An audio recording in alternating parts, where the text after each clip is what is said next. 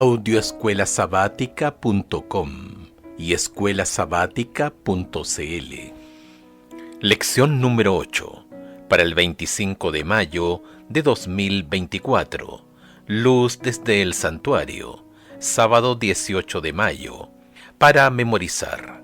Lo principal de lo que venimos diciendo es que tenemos un sumo sacerdote que se sentó a la diestra del trono de la majestad en el cielo, y es ministro del santuario, de aquel verdadero santuario que levantó el Señor y no el hombre. Hebreos capítulo 8 versículos 1 y 2. Poco después del chasco del 22 de octubre de 1844, algunos mileristas, después de orar y estudiar, comprendieron su error. La profecía de los 2300 días no se refería a la segunda venida de Jesús, sino a la obra de Cristo en el santuario celestial, tan poderosamente descrita en el libro de Hebreos. La purificación del santuario celestial era el cumplimiento de la purificación del santuario terrenal, como enseña Levítico. Para comprender mejor esta importante verdad, observa el paralelismo entre Daniel capítulo 7 y Daniel capítulo 8. Daniel capítulo 7, Babilonia. Daniel capítulo 8, no está. Daniel capítulo 7, Medo-Persia. Daniel capítulo 8, Medo-Persia. Daniel capítulo 7, Grecia. Daniel capítulo 8, Grecia. Daniel capítulo 7, Roma. Daniel capítulo 8, Roma. Daniel capítulo 7, juicio en el cielo. Daniel capítulo 8, purificación del santuario. Estos paralelismos ayudan a mostrar la verdadera naturaleza de la purificación del santuario, que es el gran juicio investigador previo al advenimiento. En la lección de esta semana exploraremos la importante verdad bíblica del ministerio de Cristo en el santuario celestial. La lección de esta semana se basa en el conflicto de los siglos, capítulos 22 al 24 y 28.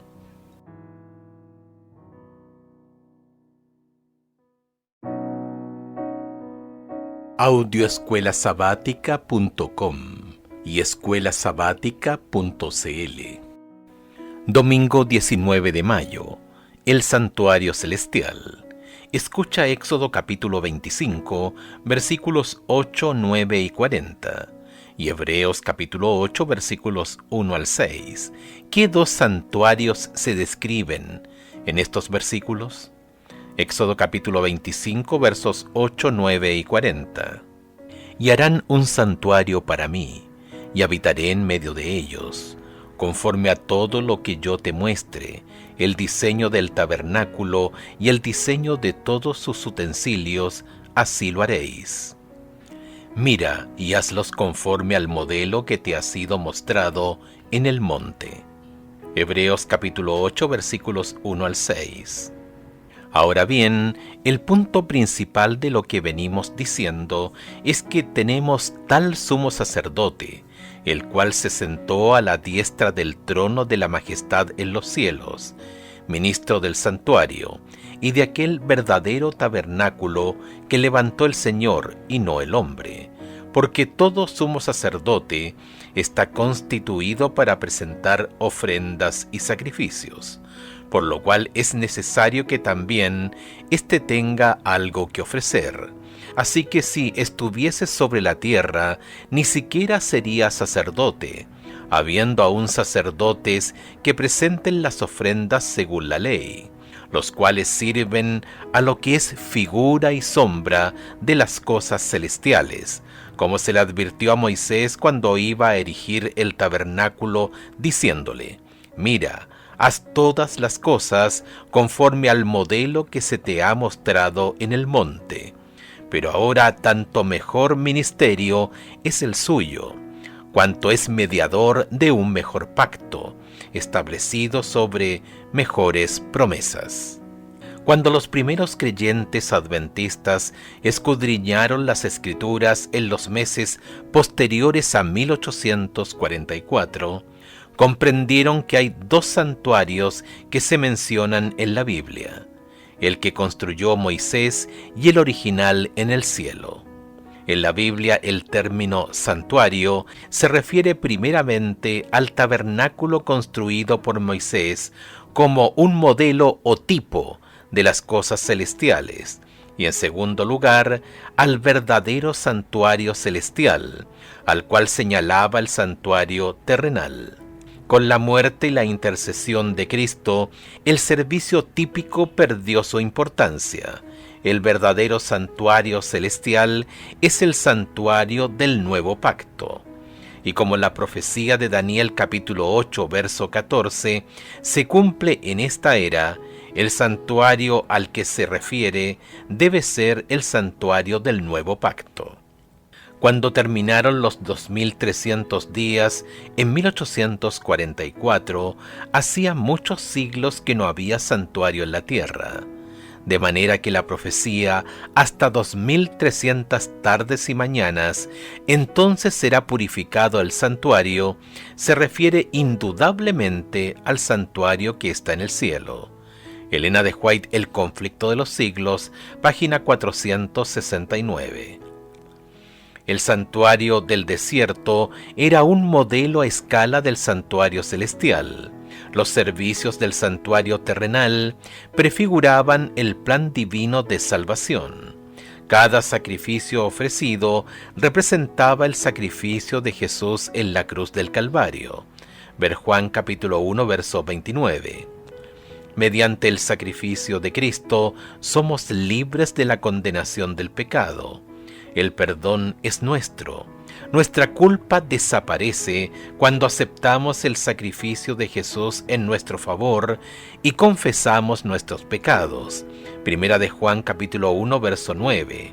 Jesús no solo es el Cordero que murió por nosotros, sino también el sacerdote que vive por nosotros.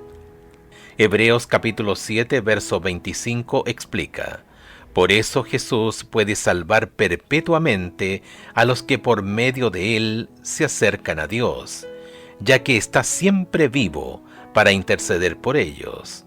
Él quita la culpa del pecado y nos salva del poder del pecado.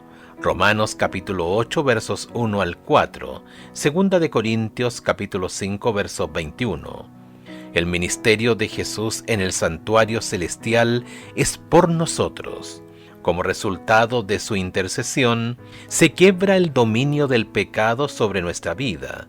Ya no estamos bajo la esclavitud de nuestra naturaleza pecaminosa. En Cristo somos libres, libres de la condenación del pecado y libres del control del pecado. Al aferrarnos a Cristo por la fe, tenemos la seguridad de la salvación.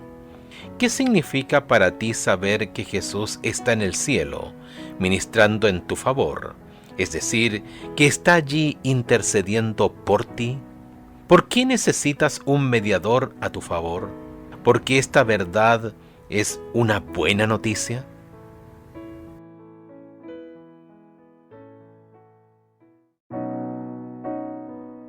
Audioescuelasabática.com y escuelasabática.cl. Lunes 20 de mayo, en el lugar santísimo. Escucha Levítico capítulo 16, verso 21 y versículos 29 al 34. Levítico capítulo 23, versículos 26 al 32 y Hebreos capítulo 9, versos 23 al 28. ¿Por qué era tan importante el día de la expiación o del perdón en el antiguo Israel? Levítico capítulo 16, versos 21 y 29 al 34. Y pondrá Aarón sus dos manos sobre la cabeza del macho cabrío vivo, y confesará sobre él todas las iniquidades de los hijos de Israel, todas sus rebeliones y todos sus pecados, poniéndolos así sobre la cabeza del macho cabrío, y lo enviará al desierto por mano de un hombre destinado para esto. Versículos 29 al 34.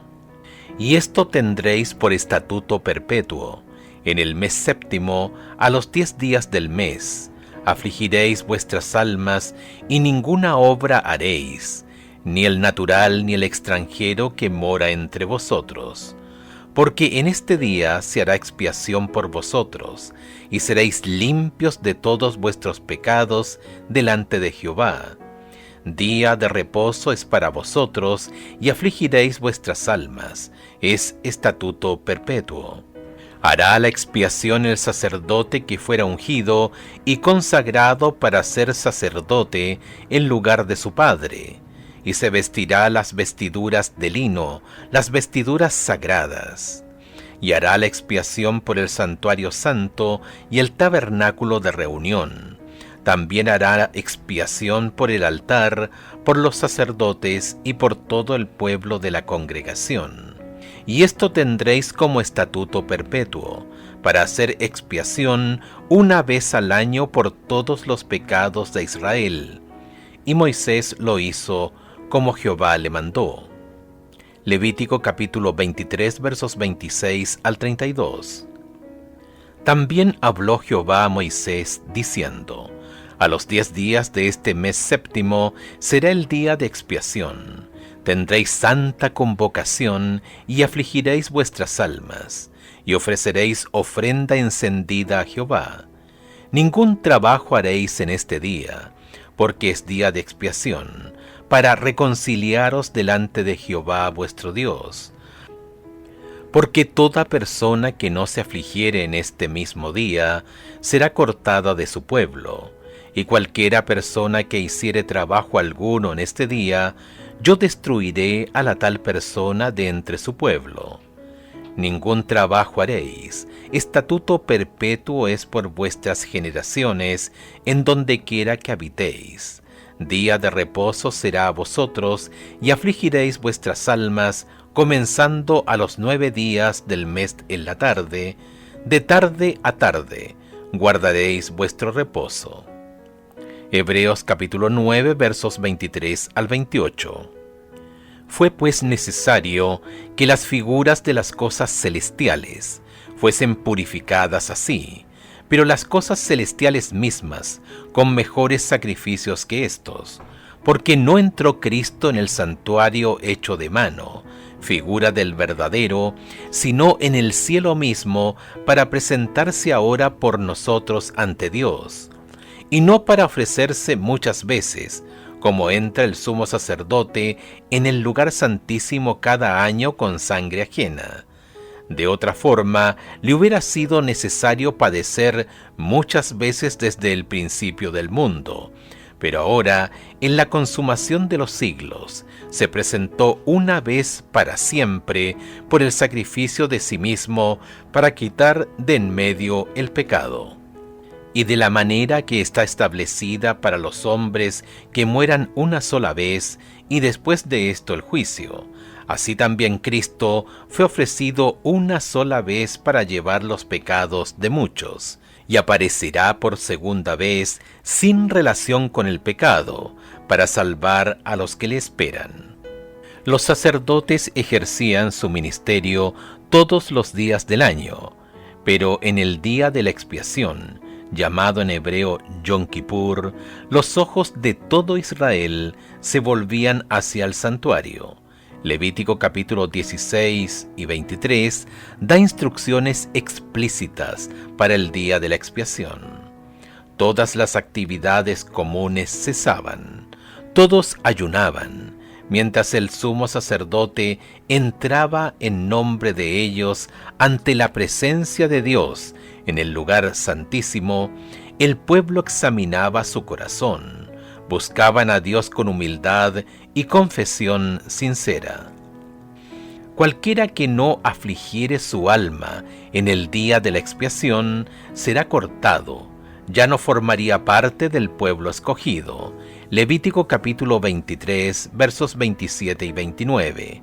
En el día de la expiación, el sumo sacerdote llevaba la sangre del macho cabrío del Señor al santuario, y después de rociarla sobre el propiciatorio, aplicaba la sangre a los cuernos del altar de oro y del altar de bronce, y así purificaba completamente todo el santuario. Habiendo acabado de expiar, el sumo sacerdote ponía las manos sobre el macho cabrío vivo y confesaba los pecados de Israel. Entonces lo llevaba al desierto con el fin de apartarlo del campamento para siempre. Levítico capítulo 16, versos 20 al 22. La sangre se transfería al santuario durante los servicios diarios, lo que mostraba el registro del pecado. Jeremías capítulo 17, verso 1, y la responsabilidad que asumía Dios sobre su resolución final. Ahora, en el día de la expiación, esta sangre se transfería fuera del santuario y se colocaba sobre la cabeza del macho cabrío Azazel, que representaba a Satanás y revelaba su responsabilidad final por el problema del pecado. Este macho cabrío era conducido lejos en el desierto para que, al final del día de la expiación, Dios tuviera un santuario limpio y un pueblo limpio. En el santuario celestial, Cristo ministra por nosotros, primero en el lugar santo y ahora en el lugar santísimo desde 1844, al final de los 2300 días. Superaremos este gran juicio gracias a Jesús, nuestro sustituto. Como dijo Elena de White, somos justificados por medio de su justicia, en la cual no habíamos participado. Elena de White, El deseado de todas las gentes, página 25. Como resultado de esta justicia que se nos acredita o imputa, afligimos nuestra alma, que es un alejamiento del pecado. Eso significa que no hemos llegado a aceptar el mal cómodamente y que no estamos excusando ni aferrándonos a pecados acariciados, sino más bien creciendo en gracia y llevando una vida de santidad. ¿Qué importancia tiene el día de la expiación en nuestra vida actual? ¿Por qué debería ser determinante en nuestra manera de vivir?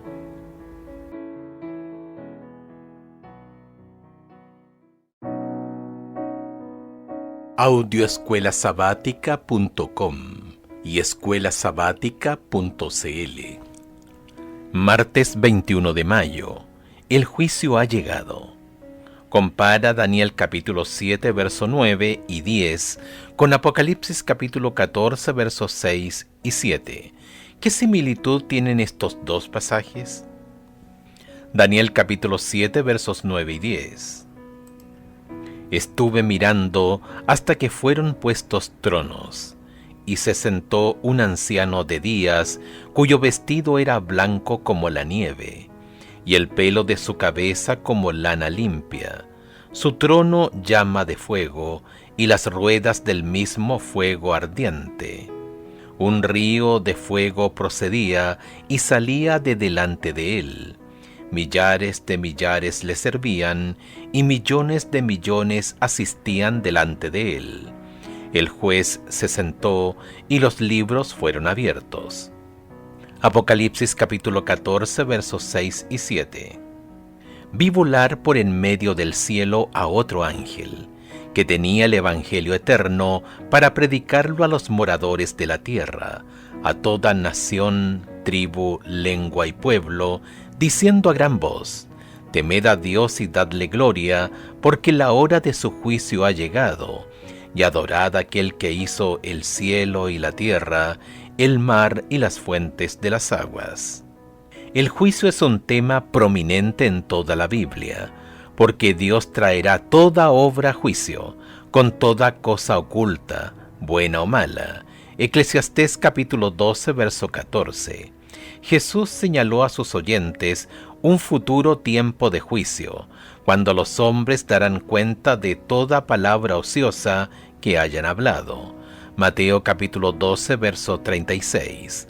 El apóstol Pablo añade que Dios iluminará lo oculto de las tinieblas y manifestará los motivos de los corazones. Primera de Corintios capítulo 4, verso 5. El mensajero angélico dijo a Juan: ha llegado la hora de su juicio, de Dios. Apocalipsis capítulo 14, verso 7. Escucha Apocalipsis capítulo 22, versos 10 al 12. Cuando Jesús regrese, ¿cuál será el destino de toda la humanidad? ¿Qué anuncio claro recibe Juan? Apocalipsis capítulo 22, versos 10 al 12. Y me dijo: no selles las palabras de la profecía de este libro, porque el tiempo está cerca. El que es injusto sea injusto todavía, y el que es inmundo sea inmundo todavía, y el que es justo practique la justicia todavía, y el que es santo santifíquese todavía. He aquí yo vengo pronto, y mi galardón conmigo, para recompensar a cada uno según sea su obra. Puesto que Cristo viene a repartir sus recompensas finales, debe haber un juicio antes de eso, para mostrar qué recompensa recibirá cada uno cuando Él venga. Cuando Cristo regrese, no habrá una segunda oportunidad. Cada ser humano habrá tenido suficiente información para tomar su decisión final e irrevocable a favor o en contra de Cristo. Escucha Mateo capítulo 25, versos 1 al 13. ¿Por qué la relación de Jesús con estos dos grupos distintos de creyentes es tan distinta? Mateo capítulo 25, versos 1 al 13. Entonces el reino de los cielos será semejante a 10 vírgenes, que tomando sus lámparas salieron a recibir al esposo. 5 de ellas eran prudentes y 5 insensatas. Las insensatas, tomando sus lámparas, no tomaron consigo aceite, mas las prudentes tomaron aceite en sus vasijas juntamente con sus lámparas. Y tardándose el esposo, cabecearon todas y se durmieron. Y a la medianoche se oyó un clamor: «Aquí viene el esposo, salid a recibirle».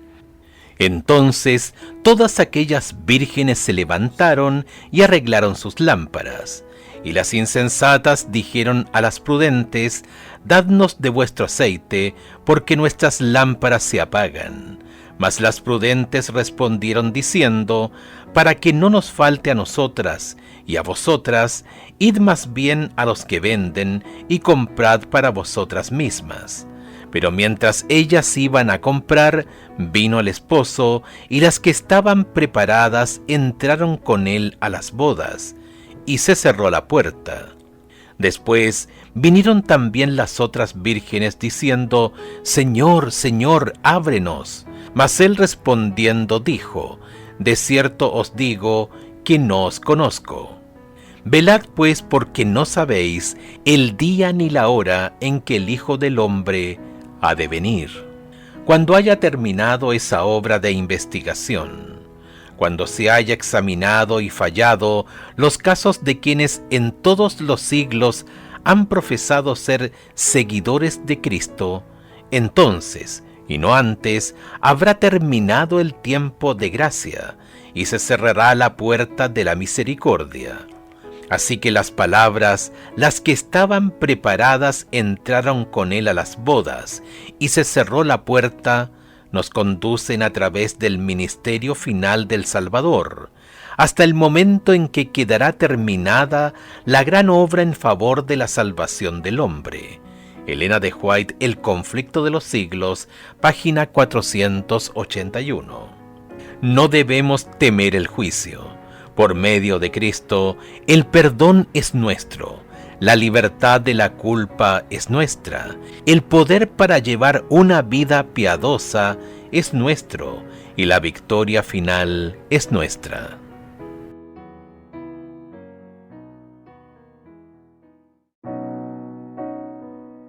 Audioescuelasabática.com y escuelasabática.cl. Miércoles 22 de mayo. La buena noticia del lugar santísimo. Escuche Hebreos capítulo 4 versos 14 al 16 y capítulo 10 versos 19 al 22. ¿Qué seguridad e invitación divinas nos ofrecen estos versículos a cada uno de nosotros? Hebreos capítulo 4 versos 14 al 16. Por tanto, teniendo un gran sumo sacerdote que traspasó los cielos, Jesús, el Hijo de Dios, retengamos nuestra profesión, porque no tenemos un sumo sacerdote que no pueda compadecerse de nuestras debilidades, sino uno que fue tentado en todo según nuestra semejanza, pero sin pecado. Acerquémonos, pues, confiadamente al trono de la gracia para alcanzar misericordia y hallar gracia para el oportuno socorro. Hebreos capítulo 10 versos 19 al 22. Así que, hermanos, teniendo libertad para entrar en el lugar santísimo por la sangre de Jesucristo, por el camino nuevo y vivo que Él nos abrió a través del velo, esto es, de su carne, y teniendo un gran sacerdote sobre la casa de Dios, acerquémonos con corazón sincero, en plena certidumbre de fe, purificados los corazones de mala conciencia y lavados los cuerpos con agua pura. La observación de Pablo aquí en Hebreos es: mantente firme, acércate con confianza, nunca te rindas, centra tu fe en Jesús, nuestro gran sumo sacerdote. En Jesús tenemos todo lo que necesitamos. Por la fe podemos entrar en el santuario celestial por el camino nuevo y vivo que Jesús nos abrió. Al mirar dentro del atrio, vemos sangre en los cuernos del altar de bronce. En el lugar santo, vemos sangre en los cuernos de oro del altar del incienso. Contemplamos la sangre rociada sobre la cortina frente al propiciatorio. La sangre de Jesús prepara el camino a cada paso. Esto nos da esperanza, porque solo podemos reunirnos con Dios cuando Jesús nos perdona y borra nuestros pecados. La misericordia de Dios es infinita, pero también lo es su justicia, y la justicia no puede aceptar el sacrificio de Cristo como expiación por nuestras transgresiones, a menos que Jesús garantice primero que perdona nuestros pecados y en segundo lugar, que los borra. Escucha Apocalipsis capítulo 11, verso 19. En el contexto del gran conflicto, ¿por qué esta visión es significativa? ¿Cómo muestra el vínculo inseparable entre la ley y el Evangelio? Apocalipsis capítulo 11, verso 19. Y el templo de Dios fue abierto en el cielo, y el arca de su pacto se veía en el templo, y hubo relámpagos, voces, truenos, un terremoto y grande granizo. Aquí, en el brillo deslumbrante y la gloria resplandeciente de la presencia de Dios, en la sala del trono del universo, en la base misma del trono de Dios, descubrimos la ley de Dios en el arca del pacto. Aquí en el lugar santísimo se revelan la justicia y la misericordia de Dios. Ningún poder terrenal puede cambiar la ley de Dios porque, entre otras razones, está depositada en el arca del pacto celestial. Hebreos capítulo 8, verso 10 dice: Este es el pacto que haré con la casa de Israel después de esos días, dice el Señor. Pondré mis leyes en la mente de ellos, las escribiré en sus corazones, y seré su Dios, y ellos serán mi pueblo. Al entrar por la fe en el santuario celestial, encontramos el perdón de nuestros pecados pasados y el poder para vivir una vida obediente por medio de Cristo, que murió por nosotros y escribe la ley en nuestro corazón. Jesús nos salva perpetuamente. Hebreos capítulo 7, verso 25. Jesús nos salva total y completamente del castigo del pecado y de su poder. ¿Por qué la intercesión de Jesús es una noticia increíblemente buena? Puesto que estamos ante la ley como norma de justicia, ¿qué esperanza tendríamos sin el Evangelio?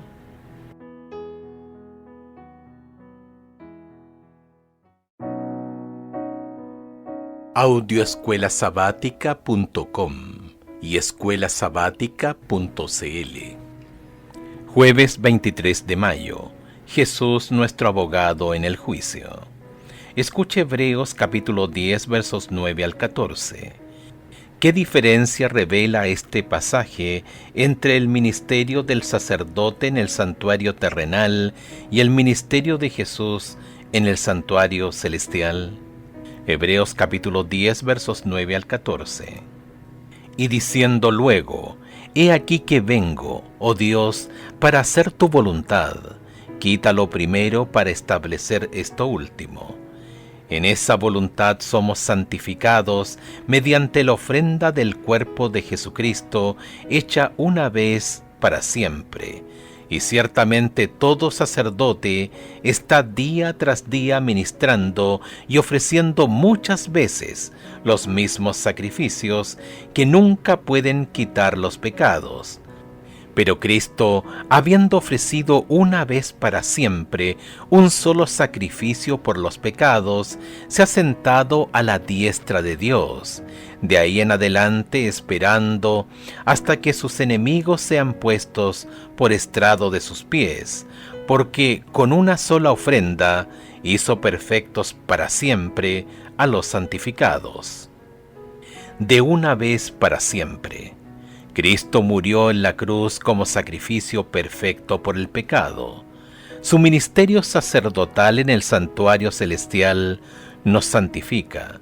Ahora, habiendo entrado en el lugar santísimo, permanece como nuestro abogado en el juicio. Ver Juan capítulo 2, verso 1. Cristo fue ofrecido una sola vez y para siempre, a fin de quitar los pecados de muchas personas. Cristo vendrá otra vez no para ocuparse de nuestros pecados, sino para traer salvación a todos los que esperan con anhelo su venida. Hebreos capítulo 9, verso 28. Mediante su sacrificio y su mediación, el pecado ha sido eliminado. Ahora vuelve por los que aman su venida. Segunda de Timoteo capítulo 4, verso 8. Escucha Hebreos capítulo 6 versos 19 y 20. ¿Por qué nos invita a seguirlo y qué descubrimos al hacerlo? Hebreos capítulo 6 versos 19 y 20. La cual tenemos como segura y firme ancla del alma, y que penetra hasta dentro del velo, donde Jesús entró por nosotros como precursor, hecho sumo sacerdote para siempre, según el orden de Melquisedec. La intercesión de Cristo en beneficio del hombre en el santuario celestial es tan esencial para el plan de la salvación como lo fue su muerte en la cruz. Por medio de su muerte, dio inicio a esa obra para cuya conclusión ascendió al cielo, después de su resurrección. Por la fe debemos entrar velo adentro, donde Jesús entró por nosotros como precursor. Hebreos capítulo 6, verso 20. Allí se refleja la luz de la cruz del Calvario. Allí podemos obtener un discernimiento más claro de los misterios de la redención. La salvación del hombre se lleva a cabo a un precio infinito para el cielo. El sacrificio hecho que corresponde con las más amplias exigencias de la ley de Dios quebrantada. Jesús abrió el camino al trono del Padre y a través de su mediación pueden ser presentados ante Dios los deseos sinceros de todos los que se allegan a Él con fe. Elena de White, El conflicto de los siglos, página 543. El plan de salvación es un plan integral para resolver el gran conflicto y rescatar a este planeta de las garras de Satanás. La vida de Jesús reveló el amor de Dios ante un mundo necesitado y un universo expectante. Su muerte reveló la atrocidad del pecado y proveyó la salvación para toda la humanidad. Su intercesión en el santuario celestial ofrece los beneficios de la expiación a todo aquel que se acerque con fe para recibirlos. ¿Cuál es la relación entre la muerte de Cristo en la cruz y su intercesión en el santuario celestial? ¿Y por qué el juicio es tan necesario para el plan de salvación?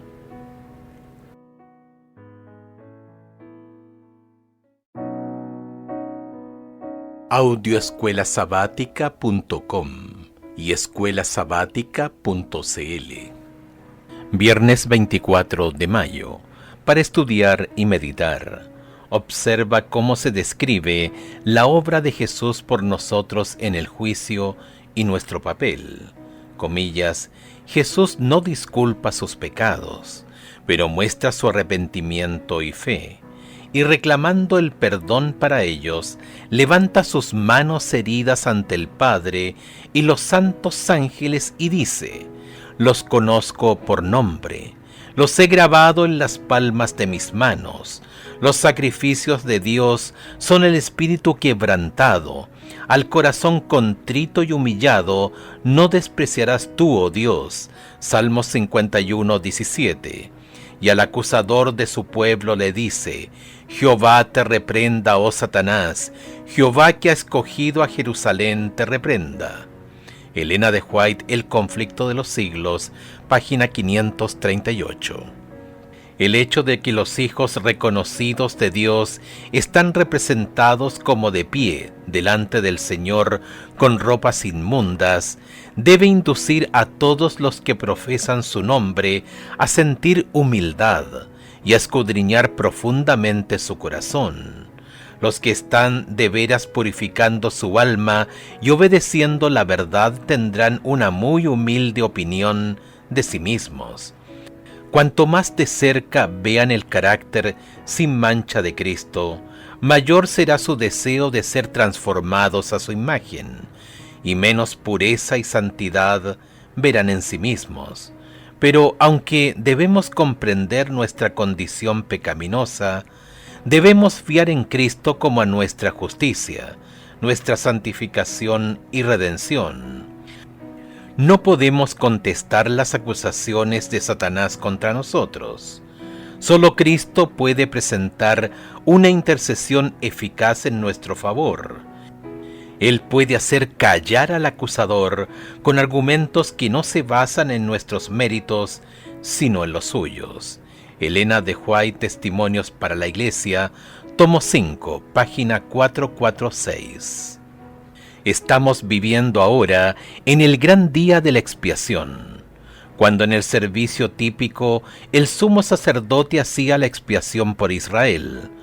Todos debían afligir sus almas por medio del arrepentimiento de sus pecados y la humillación ante el Señor, si no querían verse separados del pueblo. De la misma manera, todos los que desean que sus nombres sean conservados en el libro de la vida, deben ahora, en los pocos días que les quedan de este tiempo de gracia, afligir sus almas ante Dios, con verdadero arrepentimiento y dolor por sus pecados. Elena de White, El conflicto de los siglos, página 543 y 544. Preguntas para dialogar. 1. ¿Qué emociones se suscitan al pensar que Jesús levanta sus manos heridas por nosotros ante el Padre? ¿Por qué esta es nuestra única esperanza en el juicio? 2. Estamos viviendo en el día de la expiación. La expiación es la obra de Dios para salvar a los pecadores perdidos. Entonces, ¿por qué debería ser una excelente noticia dedicar algún día a la obra de Dios en favor de la salvación de los pecadores? 3. Observa la cita de Elena de White que se encuentra arriba. Comillas, solo Cristo puede presentar una intercesión eficaz en nuestro favor. Él puede hacer callar al acusador con argumentos que no se basan en nuestros méritos, sino en los suyos. ¿Cómo puedes hacer tuya esta esperanza?